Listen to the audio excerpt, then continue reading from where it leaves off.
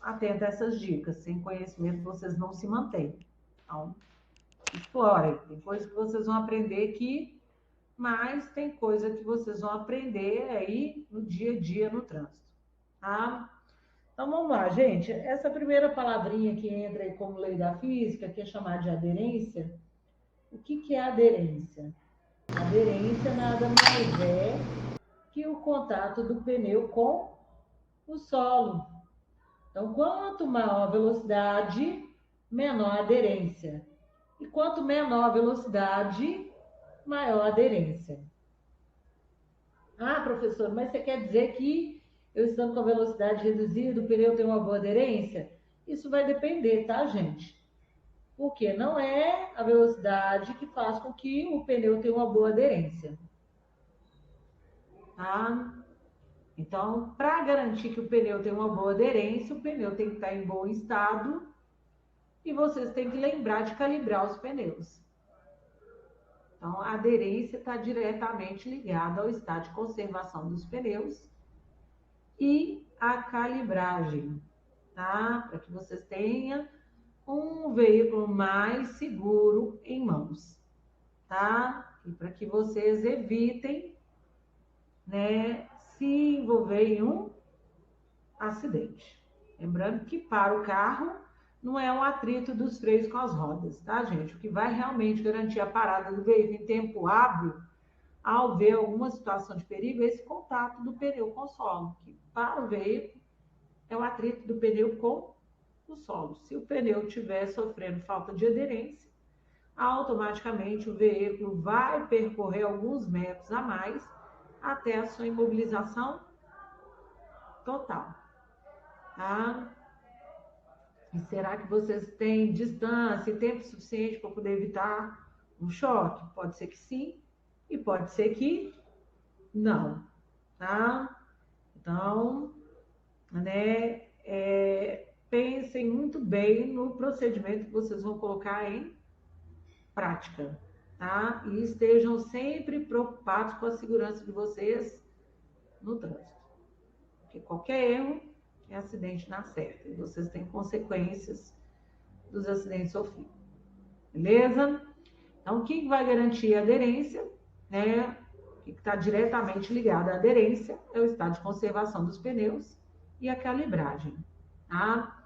Na página 149, matéria de mecânica, vocês vão encontrar informações sobre os pneus. Abra aí para mim, 149. Isso cai em prova, tá, gente? Então, qual que é a função dos pneus? Os pneus são responsáveis por impulsionar, frear e manter a dirigibilidade do veículo.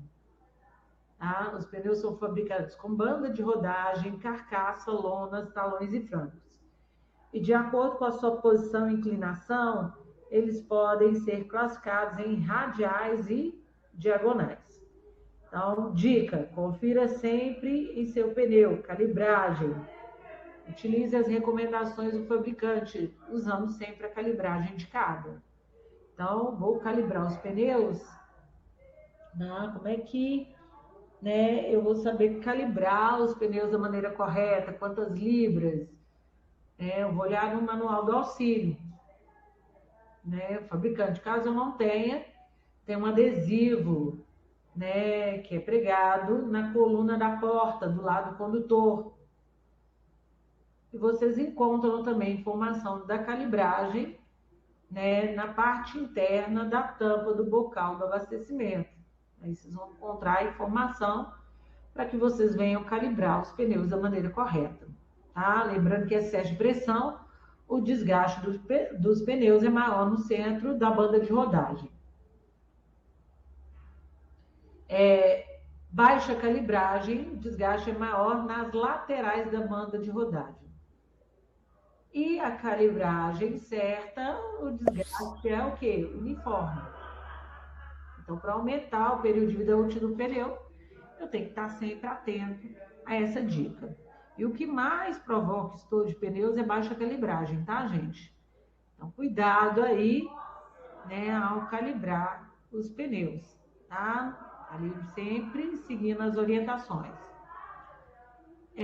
Desgaste pneu careca com sulcos de menos de 2 milímetros de profundidade constitui fator de perigo e aumenta os riscos de aquaplanagem e derrapagem nas curvas.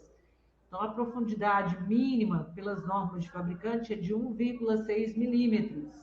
Pode grifar isso aí também que cai em prova, tá, gente? A profundidade mínima pelas normas de fabricante é de 1,6 milímetros de profundidade, tá? Então, observação, tá, gente? Ao comprar um pneu novo no mercado, né, a profundidade dos sulcos é de aproximadamente 8 milímetros de profundidade, tá? Os sulcos são aqueles traços que há no pneu. Com o uso constante do veículo, né, o pneu vai desgastar, tá? E havendo desgaste nos pneus, vocês têm que estar sempre atento à profundidade dos sulcos. Se ao medir você constatou que a profundidade de 2 milímetros, já providencia a troca, já aumenta o risco de aquaplanagem e derrapagem nas curvas. Tá? Quando é inferior a isso, 1,6 milímetros, ele não tem contato com o solo, ele está liso. Entendeu? Não tem uma boa aderência, e com isso vocês podem o quê?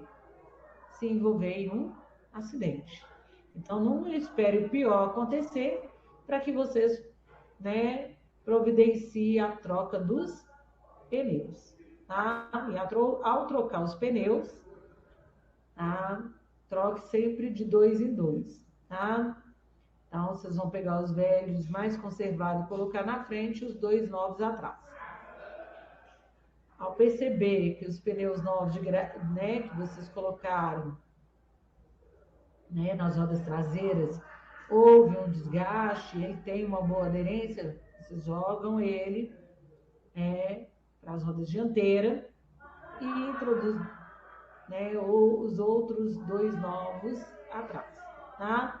Na frente vocês têm dirigibilidade do veículo, mas se o pneu de trás estiver gasto, ao entrar na curva, o veículo pode rodopiar com vocês. Tá? Então é importante que vocês troquem de 2 em 2, não é seguro trocar os 4 pneus de uma vez. Tá? Essa é uma dica. E outra dica, ao comprar pneus novos, compre um pneu de marca boa, estrutura reforçada e com o que é a medida, que é o que? Especificada para o seu veículo. Tá? Então, aqui fala sobre carcaça, que é a armadura dos pneus que determina o formato e a sua resistência. Então, verifique sempre se existe bolhas ou cortes, que pode causar o estouro e uma rápida perda de pressão. E as dimensões, não utilize pneus de modelos ou dimensões diferentes da recomendada pelo fabricante. Isso reduz a estabilidade e desgasta outros componentes da suspensão. Tá? Então, esteja sempre atento a essas dicas, tá? Para que vocês tenham o veículo mais firme na mão, né? Nas mãos de vocês. Estejam sempre atentos, né? Ao que? O estado de conservação dos pneus. E esteja constantemente fazendo a calibragem. Beleza? O que eu ia falar? Eu ia falar alguma coisa interessante aqui. Acabei me perdendo. Tem muita coisa interessante que vocês vão descobrir, né? No decorrer da aula, vocês vão descobrindo muita coisa interessante, tá? Então, atenta a essas informações e também o que? Utilizando outras ferramentas para que vocês aprendam melhor o conteúdo. Então, deixa eu mostrar para vocês aqui, né? Caso vocês não saibam, né? Como calibrar o pneu e quais são as dicas.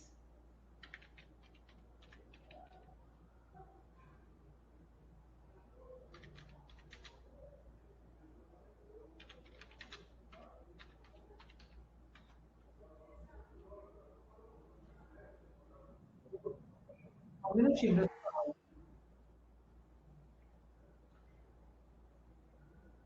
Então, eu vou mostrar para que realmente aguce vocês o interesse de também utilizar dessa ferramenta, né, como forma de aprender. Então, olha aqui, pessoal, não é muito difícil encontrar. Tenho dúvida em como fazer a calibragem dos pneus, vou explorar as ferramentas, né, que eu tenho. Então, eu tenho esse vídeo, né, do Rafa Filgueiras, que é muito bom, tá? E vocês conseguem aprender, né, de forma simples como calibrar os pneus. Tá dando para poder ver aí, pessoal? Posso soltar aqui para vocês verem? Pessoal, tá dando, tá aparecendo aí o vídeo para vocês? Ótimo. Então, vamos lá, prestem atenção nas dicas. Ver na prática com quantas libras você deve calibrar os pneus do seu carro e o jeito certo de fazer isso? Vem comigo que no caminho eu te explico.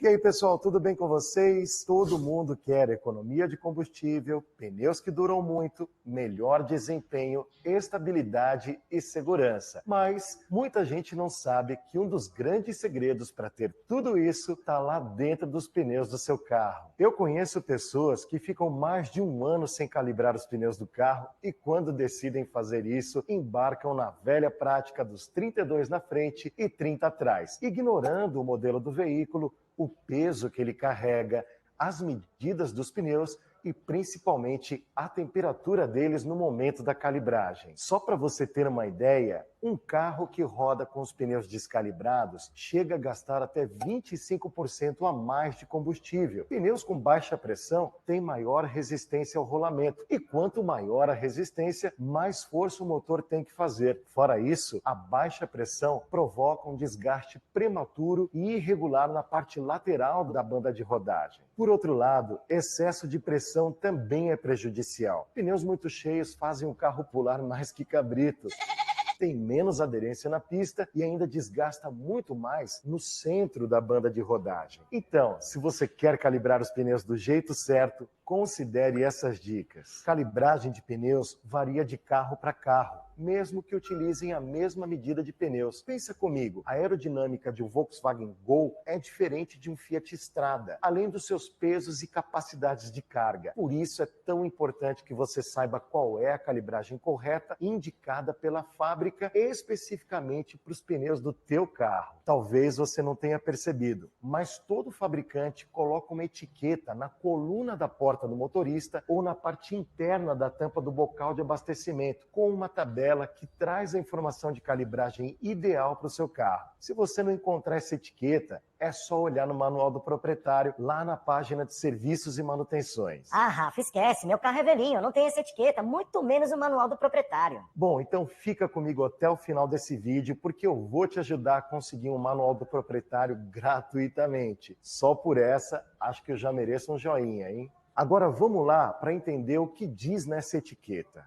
Aqui, do lado esquerdo, tem 3 opções de pneus: 175/70 R14, 185/65 R14 e 195/55 R15. É o caso que eu te falei. Esse é um modelo de carro que sai com 3 versões diferentes. Por exemplo, uma básica, outra intermediária e outra completona. Mas vamos imaginar que o nosso carro usa esses pneus 175/70 R14. Nessa coluna, a gente tem a referência de peso que você leva no veículo. Em cima, poucos ocupantes e cargas. E embaixo, capacidade total de ocupantes e cargas. Depois, à direita, temos as informações de calibragem. O primeiro número, 2.1, é a calibragem em bar, uma medida muito utilizada na Europa. Já o número 30 é a mesma calibragem, mas em PSI, que é o sistema usado aqui no Brasil. Ou seja, 2.1 bar equivale a 30 PSI. Então,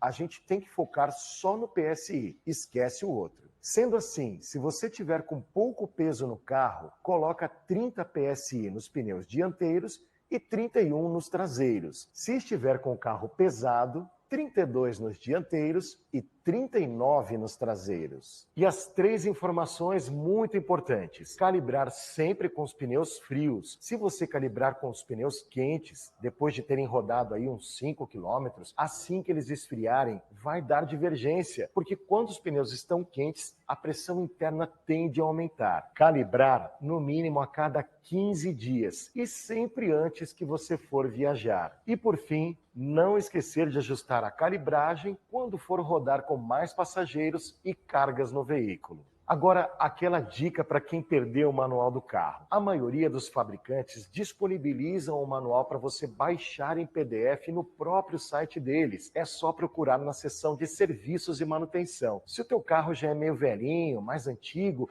e você não encontrar o manual dele lá no site da montadora, é só você procurar no Google. Por exemplo, se você tem um Fusca, escreve lá, manual do proprietário do Fusca. Ou se você tem um Chevette, aí mesma coisa, manual do proprietário do Chevette. Com certeza você vai encontrar, porque tem diversos sites dedicados a assuntos técnicos que disponibilizam isso gratuitamente. Mas se nada disso resolver, entra nesse site calibragemdepneu.com.br. Lá é só você colocar os dados do seu carro e ele já te dá a informação correta da calibragem. Eu vou deixar o link aí na descrição e no comentário fixo se você precisar.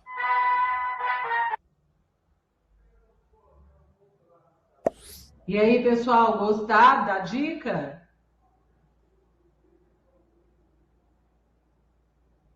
Sim, tá? Tem que mudar a calibragem, né? De acordo com o quê? Peso, número de passageiros, né? Então, tem essas especificações. É o correto, né?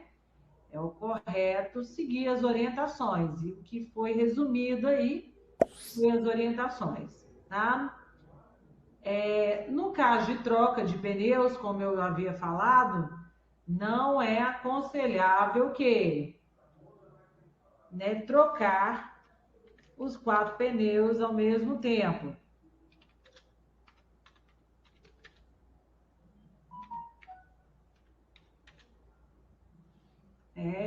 Tem mito e verdade, né? Mito e verdade fala, né? Sobre o que é correto. Deixa eu ver se eu achar aqui para vocês.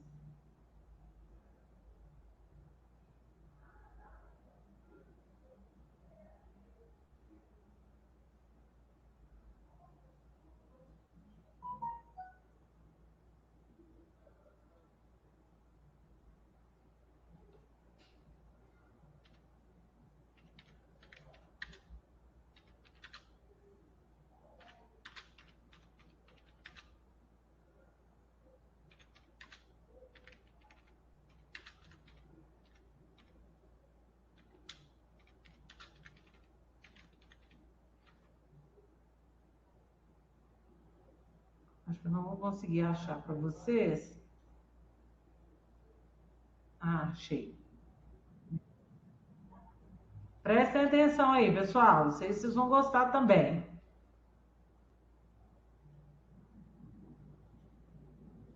Cadê? Também tem no YouTube, tá, gente? Hora de trocar os pneus do seu carro.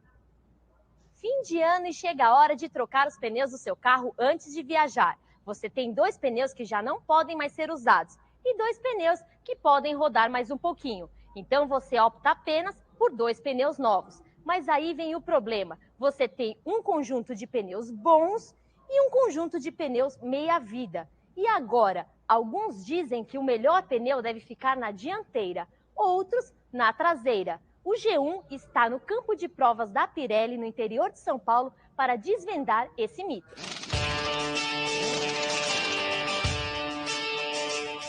Bom, então vamos aqui na pista tentar desvendar esse mistério. Vamos começar o teste com pneus novos no eixo traseiro e os pneus usados estão no eixo dianteiro. Muita gente afirma que essa é a configuração mais segura para o carro. 4ª marcha, 70 km por hora, várias poças de água, sinto que a dianteira começou a perder a aderência, eu tenho essa sensibilidade, o carro me informa a aderência, mas note que em nenhum momento perdemos o carro de controle.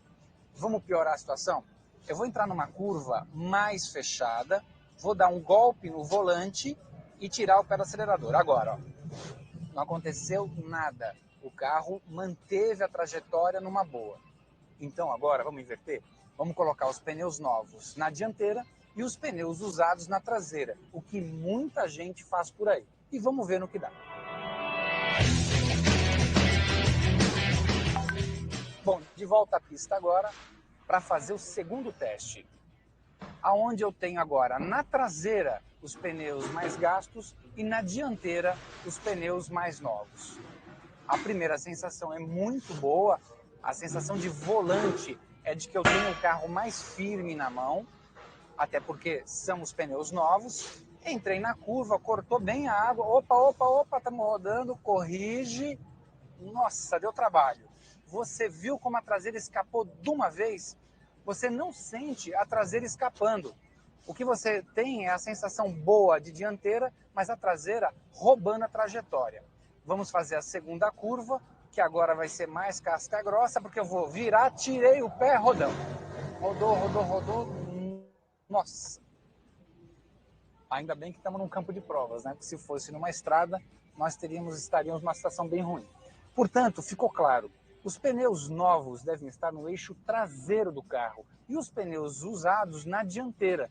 E uma dica importante, tanto faz se o seu carro for tração dianteira ou tração traseira.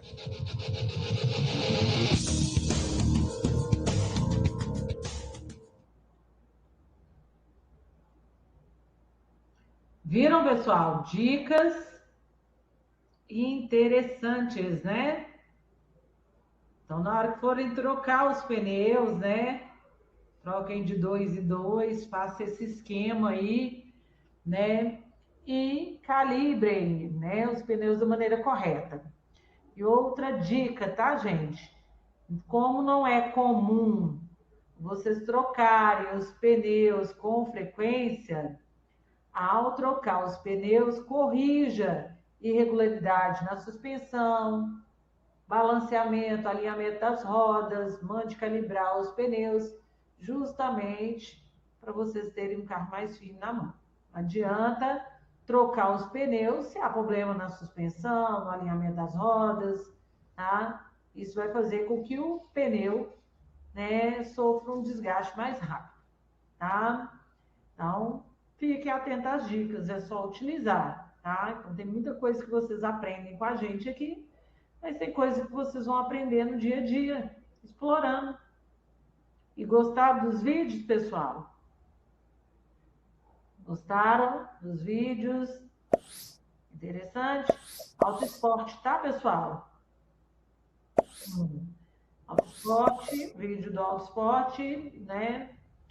É ótimo, tá? Então, explore essa ferramenta. Vocês explorando, vocês vão aprender mais sobre o veículo e sobre essas leis da física que interferem no comportamento próprio. Beleza? Agora vamos lá. Derrapagem. Derrapagem é o deslocamento do veículo da sua trajetória devido à redução de aderência do pneu com o solo. Essa situação é mais comum e frequente em ângulos de curvas, tá? E ângulos de curva são situações que vocês se deparam muito nas vias urbanas? Não, tá? Vocês se deparam mais com ângulo de curva nas vias rurais. Quando eu falo vias rurais, é estrada e rodovia, tá, gente? Então, nas vias urbanas, né, não é muito comum vocês se depararem com ângulo de curva, não. Mas nas vias rurais, tá? Então, ao deparar com o ângulo de curva, vocês têm que saber qual que é o ângulo da curva que vocês vão encontrar. Página 54. Muitos são os condutores, né, que o quê? Confunde placa de regulamentação com placa de advertência. Ou placa de advertência com placa de regulamentação, tá? Isso é um erro de vocês na prática, tá? Muitas das vezes, ao se confundir com o significado da placa, vocês podem se envolver em um acidente sério, tá? Então, tome muito cuidado, observe os detalhes, né? Preste atenção na função dos grupos para que vocês não cometam nenhum erro. Então, da placa A1A até a A5B, vocês vão ver aí ângulos de curvas. São vários ângulos de curva. E muitos são os condutores que perdem a vida ao entrar em curva por não utilizar o procedimento correto. Então, tem aí, ó, curva acentuada à esquerda ou à direita, que adverte a curva de pequeno raio fechada à esquerda ou à direita. Né? Curva à esquerda ou à direita, adverte o condutor. Né? Uma curva de grande raio aberta, tanto à esquerda como à direita. Pista sinuosa à esquerda ou à direita, vai advertir o condutor a existência de 3 ou mais ângulos de curva. Tá?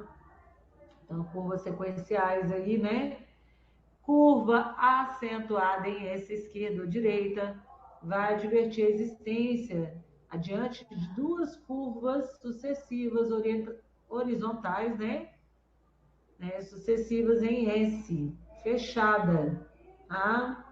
E curva em S à esquerda, curva em S à direita. Adverte 2 curvas suaves sucessivas em S.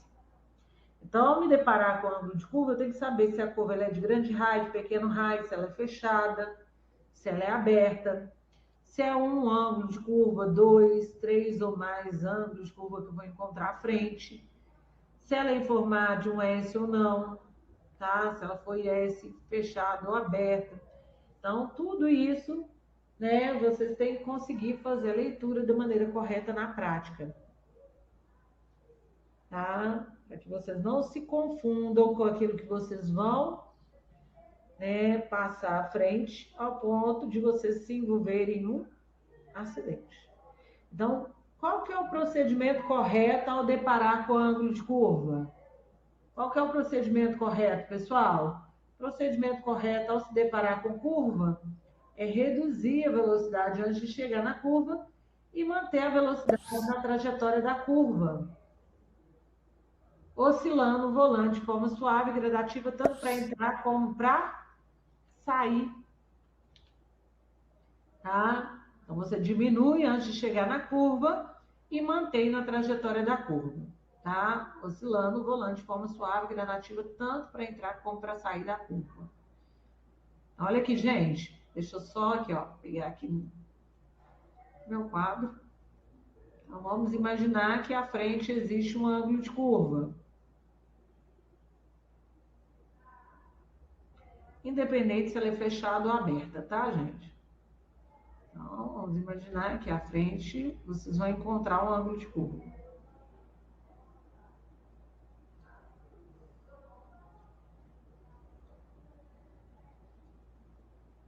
Procedimento correto é, com antecedência, reduzir a velocidade antes de entrar na curva, tá? E ao entrar na curva, mantenha a velocidade e oscile o volante de forma suave e gradativa para acompanhar o ângulo da curva. Gente, ao reduzir a velocidade, mantendo o veículo na faixa no qual vocês estão, vocês vão chegar até esse ponto aqui, ó, que é o ponto de tangência. O que é o ponto de tangência? É onde o condutor começa o quê? Oscilar o volante de forma suave e gradativa para acompanhar o ângulo da curva. Se o condutor começar a oscilar o volante antes de entrar na curva, o trajeto que vai fazer é esse aqui, ó. Está errado. Então, não posso oscilar o volante antes do tempo. Eu só posso oscilar o volante ao chegar nesse ponto aqui, ó, que é o ponto de tangência. Tá? É onde inicia o ângulo da curva. Então, reduz a velocidade, né, antes de chegar na curva, mantém a velocidade, né, na curva, sempre oscilando o volante de forma suave e gradativa, tanto para entrar como para sair. E ao sair da curva, Eu posso voltar a desenvolver as marchas? Gente, eu tenho que continuar com a velocidade reduzida, de forma que eu consiga descer o veículo sobre alguma situação de perigo, tá? Então, enquanto eu não certificar que acabou todos os ângulos de curva, eu não posso acelerar, tá? Eu mantenho a velocidade compatível com a situação para mim não perder o controle do veículo. Vamos supor que vocês estão entrando em curvas sequenciais. Sair de um ângulo de curva, vou acelerar, ao entrar na outra curva, né, eu perco totalmente o controle do veículo. Tá? Sobre uma situação de perigo, velocidade reduzida, para que vocês tenham total controle do veículo. Beleza? É a mesma coisa, vamos pôr um exemplo aqui. Eu estou nas vias urbanas em uma interseção e eu quero convergir à esquerda ou à direita. Se eu chego em alta velocidade na interseção e não adoto os cuidados, já faço a curva, né? Curva não, né? Já faço o ângulo para poder fazer a manobra, eu vou conseguir ter totalmente domínio do veículo. Se eu for fazer conversão, né, em alta velocidade, eu vou conseguir ter totalmente domínio do veículo? Não, é a mesma coisa que acontece em curva. Tá? Então, a mesma coisa que acontece em curva, para vocês não perderem o controle do veículo, com antecedência, vai o que reduzir a velocidade, né, equilibrando o peso, para que não haja transferência de massa, para que vocês possam fazer a curva da maneira correta, sem serem prejudicados ou prejudicar os demais usuários da via. Tá? Então, na próxima aula que nós tivermos essa matéria, né, nós vamos trabalhar com peso, né? A gente vai tentar entender como é que funciona, né, o peso quando o veículo estiver parado e quando ele está em movimento, tá? E quando há sobrecarga, tá, no eixo dianteiro ou eixo traseiro, em razão da aceleração ou desaceleração, ao entrar na curva, vocês perdem totalmente o controle do veículo, porque uma força passa a atuar, que é a força centrífuga e a força centrípeta. Um exemplo, se eu estou com o veículo parado, gente, o que acontece com o peso do veículo? Se eu estou com o veículo parado,